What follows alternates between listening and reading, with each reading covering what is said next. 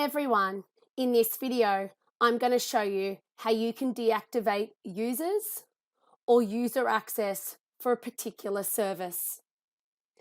To complete this action, you're going to click on your service menu and under configuration, click on user accounts.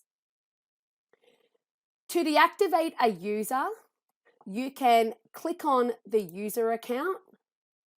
You can either enter in an end date if you know the date is in the future, and this means the system will automatically deactivate that user account for you. Alternatively, if it's in the present, you can simply untick the active box and click Save User.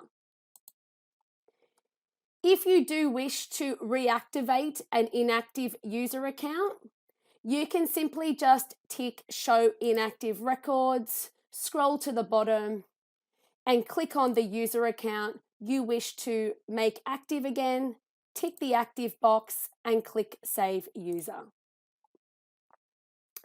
If you wish to keep the user active, but you no longer require their user access at a particular service, you can click on the User Access tab, scrolling down to that service, clicking on their user account, and untick the active box and click Update User Access if you wish to deactivate now.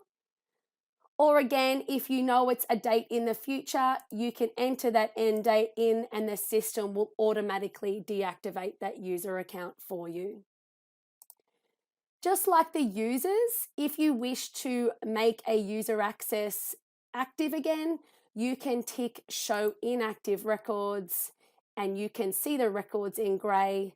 Click on that entry, remove the end date if there is one there, and tick the active box.